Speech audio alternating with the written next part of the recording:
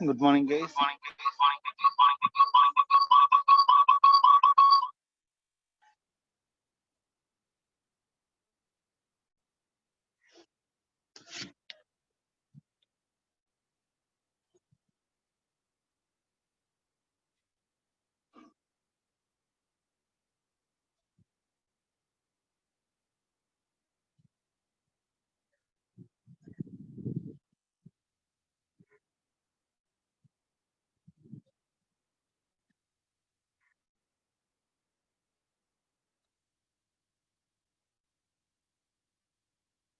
మీ roll number పూర్తి roll number పెట్టాలండి. ఎన్నోసార్లు చెప్పాను.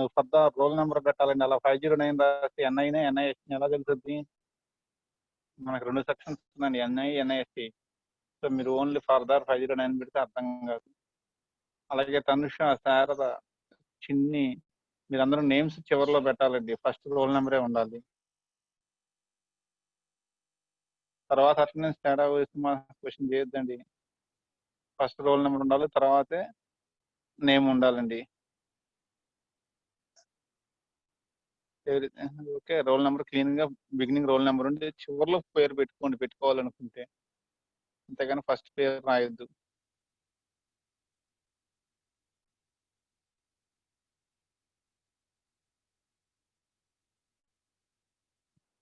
Okay guys, we will start. Remaining people will join them maybe.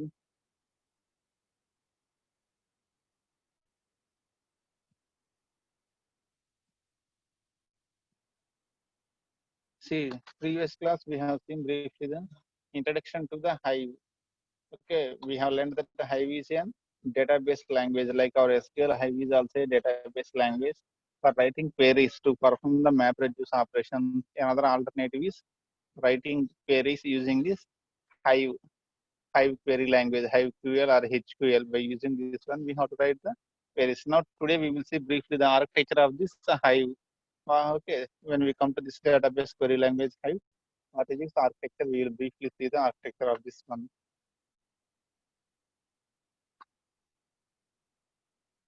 See, when we come to the architecture, it contains mainly 4 components will be there. When we come to the architecture of the Hive, the first, the topmost component is the Hive clients will be there. Below the clients, we have the Hive services will be there. Then below that one, we have the processing and resource management, that is MapReduce jobs will be there. Below that one, we have the distributed storage, that is Hadoop HDFS will be there. Okay, layer by layer like this. This is the Hive architecture and its components. Okay, the bottommost component is the Hadoop HDFS distributed storage system. Next, MapReduce and Yarn, which is for processing and resource management. Next, Hive services will be there. On the top of the Hive clients will be there. These are the 4 major components. We will briefly see the each component of this one. Already, as we have seen in the diagram, the major components of the Apache Hive architecture are Hive clients, Hive services, processing and resource management, distributed storage. We will see briefly the what are each and every one. First, we will go for the Hive clients. Who are the various clients available to the Hive? Okay. Generally, Hive supports applications to write in any language like Python, Java, C++, Ruby. Okay, we can write the application can be written in any language, whatever we are comfortable like Python, Java, C++, or Ruby. Okay, with the help of the drivers JDBC, Java Database Connectivity, ODBC, Open Database Connectivity, and the Thrift drivers. With the help of one of these 3 drivers, okay, we can write our application in any comfortable language like C or C++ or Java, Python, in any one. The Hive will support all the applications written in these languages through the drivers like JDBC, Java Database Connectivity, Open Database Connectivity, or the Thrift drivers for performing queries on the Hive. Hence, one can easily write a Hive client application in any language of his own choice. A person can write his client application in any language of his choice. Why? Because Hive will support the client applications in any language. Okay, generally the Hive clients are divided into 3 categories: Thrift clients, JDBC clients, and ODBC clients. These are the various the clients. Hive clients are divided into three categories: thrift clients, JDBC clients, and ODBC clients. Okay, when we come to the thrift clients, we have to briefly one line we have to discuss about the what is this Apache thrift. We have to discuss about this one for 1 minute. Apache thrift. When we come to Apache thrift, it is a set of protocols which will support the multi cross platform applications. It is a set of applications which will support the cross platform applications. That means it will support the communication between the cross platforms. Apache Thrift is a set of protocols who will support the cross platform communication. That means the client application will be in Python, the server application in Java. Client application who is in Python can happily communicate with the server application who is in Java. The client application is in Ruby, the server is in Python or Java, like the cross applications. The client is in one mode, the server is in one platform. The communication between those two is called as cross-platform communication. To support that one, Apache Thrift is a set of protocols which will support the cross-platform communication. That is the first thing. Briefly about the Apache Thrift. What is this concept of Apache Thrift is? It is a set of protocols for which will support the cross-platform communication. Using this Apache Thrift, we can generate clients and servers. The clients which are generated using the Apache Thrift protocols are called as the Thrift client. The clients, the servers which are generated using the Apache Thrift is known as the Thrift servers. We have Thrift clients and Thrift servers will be there. Thrift client means okay. Thrift client and Thrift servers. This Thrift client and Thrift server concept will support the cross-platform communication. Clear. So that the client in any application can in any platform, the client application which is in any platform can happily make communication with the server application which is in some other platform using this concept of thrift. Clear. So when we come to the Hive clients, okay, Hive clients are three categories: thrift clients, JDBC clients, and ODBC clients. Basing on the drivers, they are using either JDBC or ODBC or thrift. Basing on that one, the clients are divided into three categories: thrift clients, JDBC, and ODBC clients. First, we will see briefly the thrift clients. Okay, our Hive server, which is our next concept. Our Hive server is purely a Apache Thrift is based on the Apache Thrift. Hive server is based on Apache Thrift so that it can serve the request from a Thrift client. See, Thrift client means nothing but the client which is from any programming language, from any source language. Okay, this Thrift client application will accept any application. This Thrift client can accept any application on any language which is developed on any language. Thrift client is nothing but okay. This Thrift client will accept any application which is developed on any platform. It will consider that one as its member and happily it will pass that one to the server. Through this Thrift client, any application they developed on any language, through the help of this Thrift client, and happily communicate with the Hive server. Clear? Why? Because the Apache Thrift nature is it can support cross-platform communication. That's why. Okay. Any application which is developed in any language, happily through this Apache Thrift client, happily it can communicate with the Hive servers. Okay, whenever they want to communicate with the Hive server, okay, to resolve the problems, then okay, if they approach through the Thrift client, happily they can communicate. Why? Because this Thrift server and Thrift client will support the multi platforms. They will support the cross-platform communications. But if the client, if the application is approached through the Thrift client, it is known as the Thrift client application. Next, JDBC client. Okay, generally JDBC clients are the applications which are developed in Java. Okay, the Java-based applications are known as the JDBC clients. Why? Because Java applications generally connect through the JDBC driver.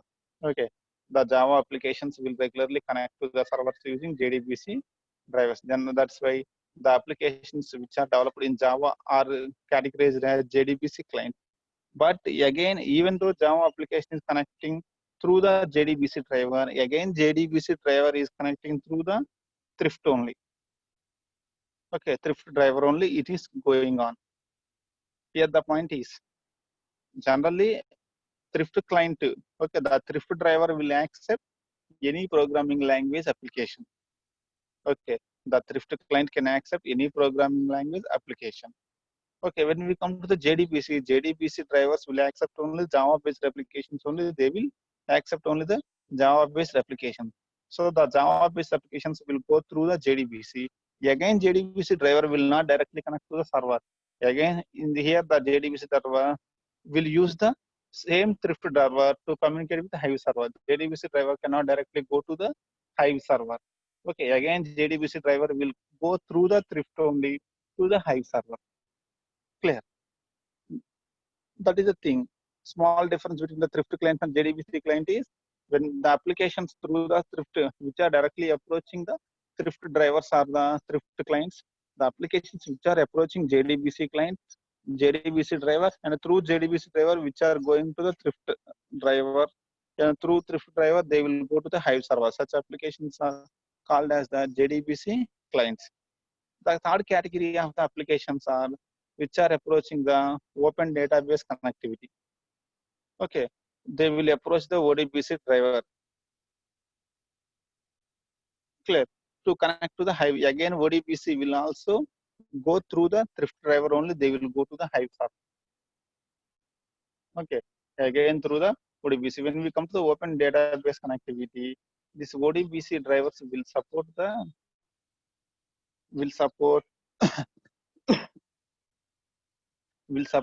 any relational databases. Happily, through the ODBC, the application can communicate with any relational database easily. They can connect. Clear? Any application programming language can easily connect to the database using this ODBC. When we come to the JDBC, Java-based applications will connect to the database using JDBC. Any other programming language applications wants to communicate with the relational database, generally they will approach the ODBC. So when we come to the Hive, whenever client application wants to approach the Hive server, three options are there. The client application can go to directly to thrift driver, or it can go to JDBC driver, or it can go to ODBC driver. Three options are there for the client application. Clear? If it directly goes to the thrift driver, okay, that client applications are called as the thrift clients. Since they are directly approaching the thrift driver, they are called as the thrift clients. Okay. If they are approaching the JDBC driver, they are called the JDBC clients. Again, here one point is even though they are approaching the JDBC driver cannot take it directly to the Hive server. Again, JDBC driver will redirect that one to the thrift driver only. They will redirect. But here the application will first go to JDBC. Through JDBC, it will go to the thrift driver. Through thrift driver, it will go to the Hive server. If the client application is approaching the ODBC driver, it is known as the ODBC clients. ODBC clients. Okay, here also again, they will go to ODBC driver. Through ODBC, they will go to the thrift. That means whether the client application is approaching using JDBC driver or ODBC driver. Okay, even though they are using JDBC or ODBC drivers, again the drivers must take help of the thrift driver. Clear? Thrift driver you will be there. Clear? Like this, the clients basing on the drivers they are using, they are classified into three types: thrift clients, JDBC clients, ODBC clients. If directly they are using the thrift drivers, they are called the thrift clients. If directly approaching the JDBC driver, they are called as the JDBC clients. If directly approaching ODBC drivers, then they are called as the ODBC clients. Like this, the Hive clients are classified into three categories. Okay. Again, these three are finally using the thrift driver only. Why? Because to support the multi-platform, where Apache is using the Apache Hive is using the thrift drivers. Why? Because to support the multiple platforms, to support any application which is coming from any platform, they are using the thrift. But the first part is the clients are thrift clients, JDBC clients, and the ODBC clients. Next, we have to see one more important part. The next part is the Hive services. When the client approaches the Hive, what are the various services provided by the Hive? Okay. What are the various things available in the Hive? Hive services means nothing but the list of operations or list of facilities or components available in the Hive. Okay, to perform the various, what are the various options or various functions or various services provided by the Hive. Okay, the various services offered by the Hive are, these are the various services offered by the Hive. Beeline, Hive Server 2, Hive Driver, Hive Compiler, Optimizer, Execution Engine, Metastore, Hive Catalog, Web Hive Catalog, like this. These are the various servers, various services or functions are, that are available in the Hive for giving service to the client applications. Whenever the client application approached the Hive for giving for some service through some query, it approached the Hive to get some service. Then the various services offered, the various functions offered by the Hive are all these things. Now we will see briefly what is this Beeline, what is this Hive Server 2, what is this Hive Driver, what are their uses, what is this Beeline, what it will provide to the application, what is Hive Server 2, what it will provide to the application, what is Hive Driver, what it will provide, compiler, optimizer, execution engine, etc. What all these things will provide to the client. Whenever a client approach, we will see that one.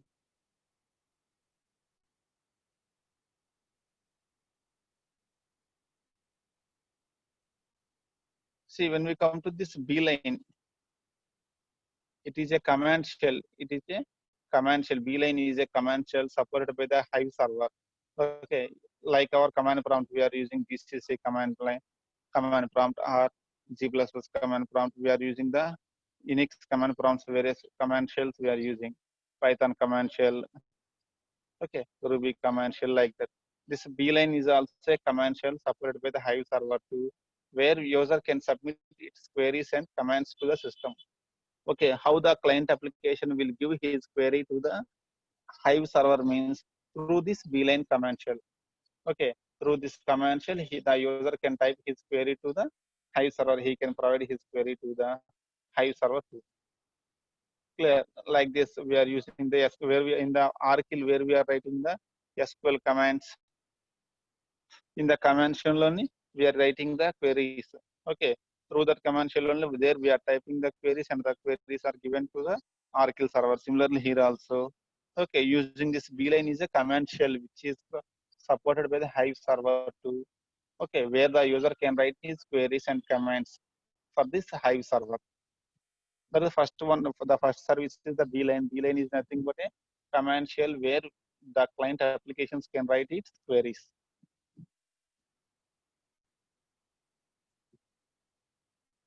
Okay. When we come to the JDBC client, okay, this Beeline is a, it is a JDBC client that is based on a SQL line CLI. SQL line CLI means this Beeline is a based on a SQL line CLI. CLI means nothing but client. SQL line client.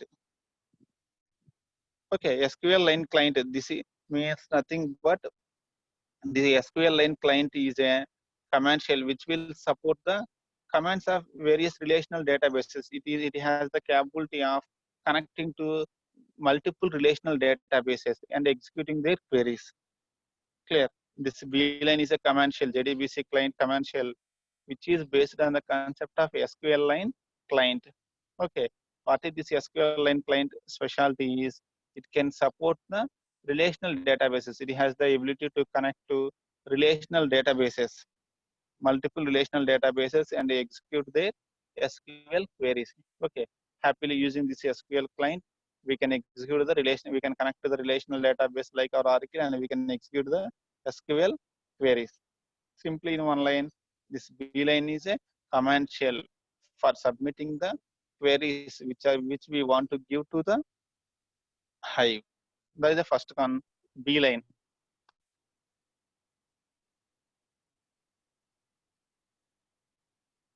Next one is the Hive Server 2. Okay, the next service offered by this Hive is the Hive Server 2. Okay, the name itself is giving that name, Hive Server 2. It indicates that we already it has one more service, Hive Server 1 is there, but there is a small drawback in the Hive Server 1. To rectify the drawback, they have developed another server. They have modified that Hive server 1 to Hive server 2. Okay, Hive server 2 is a successor of the Hive server 1. Okay, what is this Hive server 2 will do is it will run the queries which is given to the given by the clients, whatever the queries written by the client. Okay, those queries will be executed by this Hive server 2. Okay, this Hive server 2 allows multiple clients to submit requests to Hive and retrieve the final results. But at a time, it will allow the multiple clients to submit queries to the Hive and to retrieve the get the result. Multiple clients can happily access that one, the Hive using this Hive server. It will support the multiple concurrent multiple clients to work on the Hive. Clear. Multiple clients can write the queries at a time and happily they will get the results. Okay, this Hive server 2 will support the JDBC clients as well as the ODBC client. That means it will support the client. It will support the connectivity through JDBC drivers and ODBC drivers also. So to connect to the Hive server 2, generally three options will be there. Through directly Thrift drivers, we can connect to the Hive server 2, or through the JDBC or ODBC drivers, we can connect to the Hive server 2. But the small thing is when we are connecting through JDBC or ODBC drivers, again we have to make a connection to the Thrift drivers. Through Thrift drivers only, we can connect to the Hive server 2. Clear. Now, what is the drawback of the Hive server 1? We have to briefly see. We have briefly seen what is the Hive server 2. Well, what is the Hive server 1? We have to briefly see. Hive server 1 is also have the same duty. It will support multiple clients to submit multiple requests. But the drawback, a small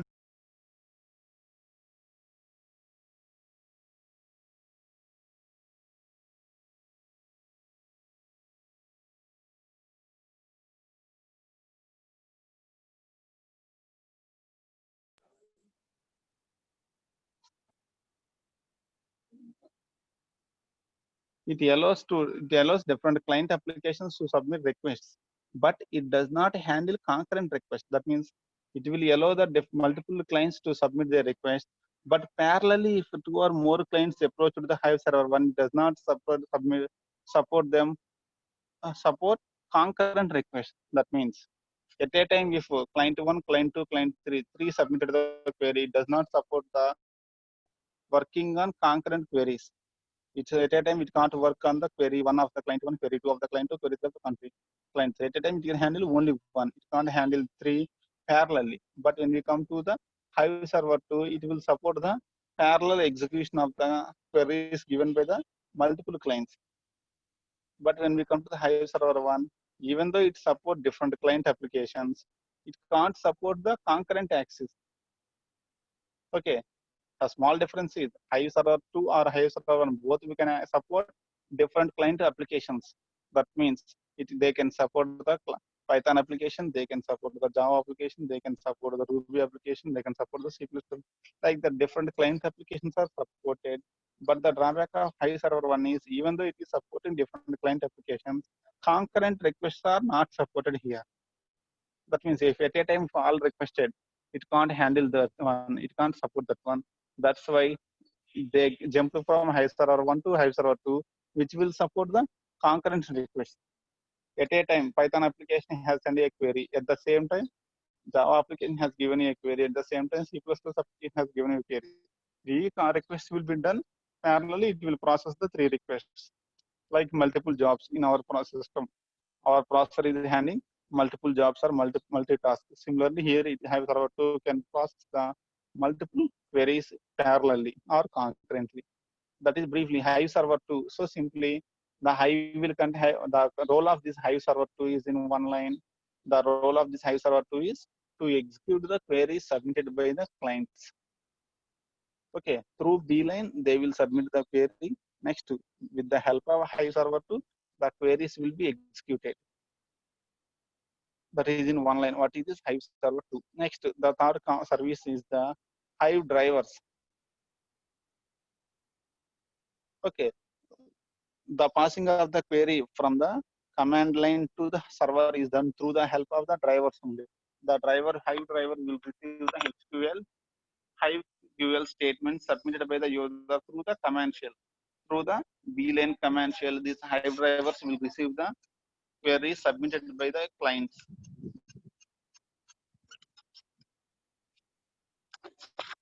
The Hive driver, okay, the Hive driver will help in receiving the query statements which are written in the command shell, VLAN command shell, and they will be, it will receive the commands which are submitted on that one. And the query statements are passed to the compiler.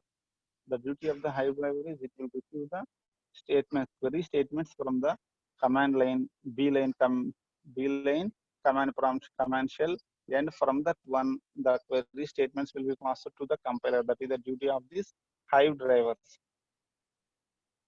Hive driver. Next, we have the Hive compiler is also available in the Hive.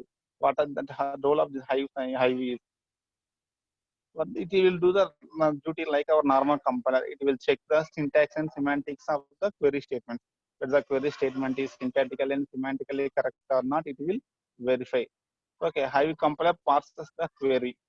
It performs semantic analysis and type checking on the different query blocks and query expressions by using the metadata stored in a metastore and generates an execution plan.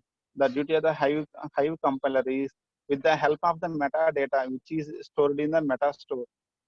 Metastore is one of the component of the Hive which stores the metadata. With the help of this metadata which is available metastore, this Hive compiler will check for the, will do the semantic analysis and type checking. Okay, it will go for the semantic analysis where the meaning of the state query is right or not, and type checking, data type checking will be done on the query. And if everything is correct, it will generate an execution plan. It will translate the query into the execution plan, how to execute the query. That execution plan will be get ready by this compiler. Like normal compiler is translating high level language to machine language. Here, where high HQL query will be converted into the execution plan with the help of this Hive compiler. Generally, the execution plan created by the compiler is in the form of DAG, directed acyclic graph. I think DAG representation with CD lo చూస్తుంటారండి. When a syntax tree is given, how to how to give the, how to convert the syntax tree into the directed acyclic graph. మీరు CD లో నేర్చుకుంటారు DAG representations. Okay. Generally, the execution plan which is given by the compiler is in the form of this. Hive compiler is in the form of DAG, directed acyclic graph, where each stage is a map or reduced job. Okay, each node in that directed acyclic graph indicates the either map task or the reduced task. It is purely basing on the metadata available. Next one is the role of optimizer. What is the role of here optimizer? Like the code optimization in our CD, here also similar work will be there. Okay, the optimizer duty is to transform the operations on the execution plan and split the task to improve efficiency and scalability. Generally, what we are doing in the code optimization phase of the compiler to improve the code so that the efficiency of the code will be increased. Okay, to reduce the number of lines, to increase the efficiency of the code, or to reduce the memory wastage of the code, we will modify the code. We will transform the lines of the code. That is called optimization. Here also same work will be done. The optimizer performs transformation operations on the execution plan. After the DAG is ready, it will make some modifications to the DAG. Okay, to improve the efficiency of the query, it will modify the statements in the DAG. That is this optimizer. When we come to the optimizer, optimizer is not compulsory. In every query, optimizer role is not compulsory. Okay, if possible, it will optimize the code. If not possible, it will take light. Okay, for every query we have done, there is no guarantee optimizer will transform the code. Basing on, if possible, it will reduce the size of the DAG. It will make a modification to the DAG. Otherwise, it will take light. When we come to the next one is the execution engine.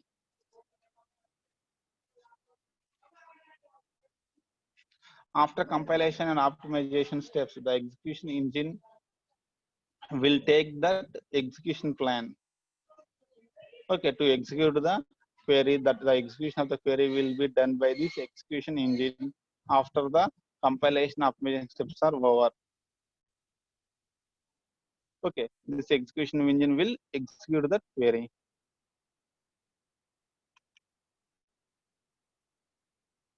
Next, meta store is also available here. What is the role of the meta stories? The meta stories, meta store, the name itself indicating it will store the metadata information about the queries and the tables and everything. Okay,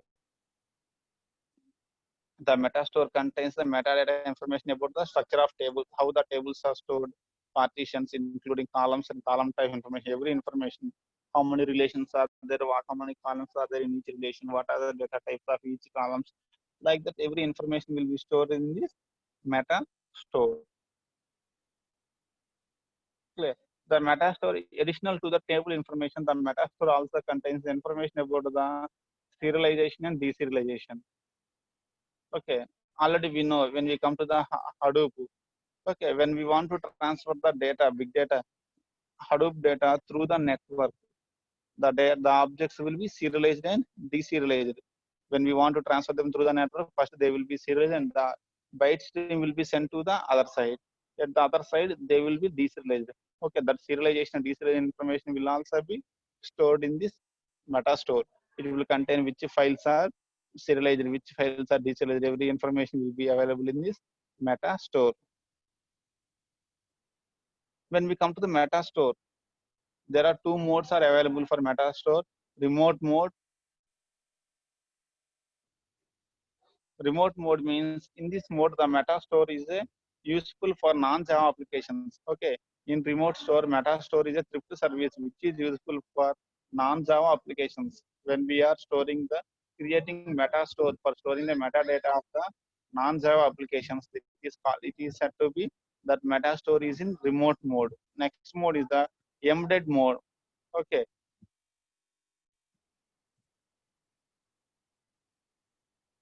when we come to the embedded mode, the client can directly interact with the meta store using the Java application. Okay, if the meta stores are maintained for Java, they are called as the embedded modes, and if they are created for non-Java applications, they are called the remote modes. The non-Java applications will get the information through the remote mode, whereas the Java applications will get the information from the meta store in the form of embedded mode. Embedded mode means nothing but to gather the information from the meta store. The queries will be written in the Java code itself. That's why it is called embedded mode. Okay, in the Java code itself, the queries will be written. That's why it is called the embedded mode. To gather the data from the meta store, the required queries will be written in the form of in the Java code itself. That's why it is called the embedded mode. Okay. Whereas when we come to the remote mode, these are used to get the metadata from the meta store for the non-Java applications. Here directly in the code, these queries are not written in the application code. They will be separately written, and using them, the metadata from the meta store will be retrieved. Clear. This is the one more component, that is the meta store.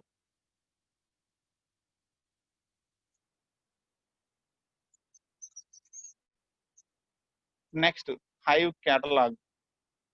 One more component is the Hive catalog. The Hive catalog is H catalog. Hive catalog is a table and storage management layer for Hadoop. Okay, this H catalog will enable the users to work with different Hadoop tools like Pig, MapReduce, etc. Okay, they can happily use the Pig, MapReduce, etc. easily using this H catalog. Actually, this Hive catalog is a separate big concept. It has elaborated many things are there. We will see that one later clearly. What are that one completely? Okay, using this H catalog. Okay, one more is the alternative for H catalog. We have one more thing is there. That is the Web H catalog. WH Web H cat. Full form is the Web Hive catalog.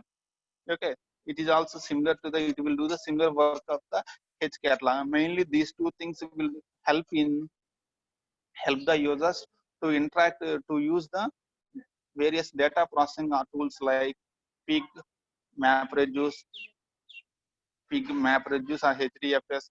Okay, we can easily interact with the Hadoop using this H catalog and WH catalog, web H catalog. Okay,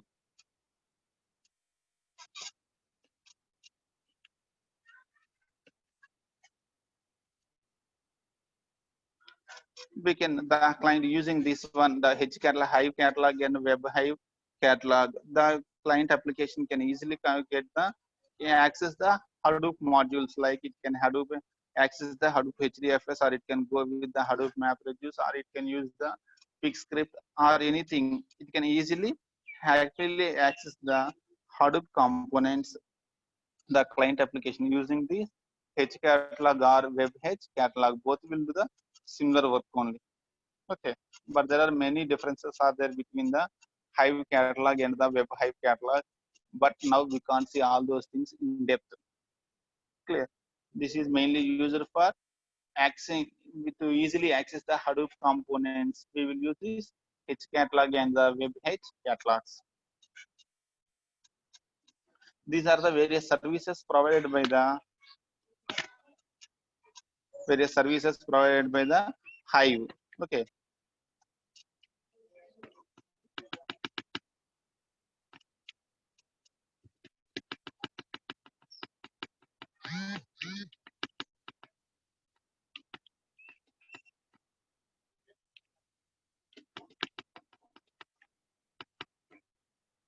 So when we come to the Hive services, we have the Beeline is a command shell for writing the queries. Hive server is the server for taking those commands from the Beeline for executing. Okay, Hive server will help in executing those query commands which are written in the Beeline. Hive driver, the role of Hive driver is first it will read the commands which are the queries which are written in the Boolean commands, and the commands will pass it to the compiler. The compiler will check for the semantic and syntax analysis. It will perform the semantic and syntax analysis, and then if everything is okay, it will send that one to the optimizer. Okay, the compiler will generate the execution plan. That execution plan will be passed to the optimizer. The optimizer will try to perform any optimization works on the DAG which is given by the compiler. If everything okay, then it will be passed to the execution engine which is on the Hive server too. Okay, it will pass that DAG, optimized DAG to the execution engine, which is a part of the Hive server too. Okay, happily execution engine will execute that one, the queries basing on the meta information, the metadata which is available in the meta store. It will take help of this meta store and it will execute that query, and the required result will be generated. Clear. The meta store contains the metadata about the tables. Okay, the table information, schema information, everything will be available in this meta store. The meta store is for storing the data, metadata. Okay, it can have two modes. Remote mode is there, as well as the embedded mode is there. For non-Java applications, they will use the remote mode. Java applications will use the embedded mode. Next, H catalog and WH catalog are two more available, which makes the client application to easily interact with the Hadoop modules like MapReduce or PigScript or the HDFS, everything to interact with them easily. These will help. Okay, this is briefly the thing. Actually, everything is a large. Many descriptions are there for each one. Currently, we are not going to in depth of anything. Simply, we are seeing outlines of each and every one. What is the Beeline, Hive server 2, Hive driver, compiler, optimizer, execution engine, metastore, and catalog, WH catalog. Clear. This is briefly the first part of this architecture. Tomorrow we will see the remaining two components. Clear. Now the time is over, guys. Tomorrow we will meet again. Then we will see the remaining things. అందరు message పంపించారండి, attendance కి time close అయిపోతుంది. అరుణ ఒకసారి snap తీయండి.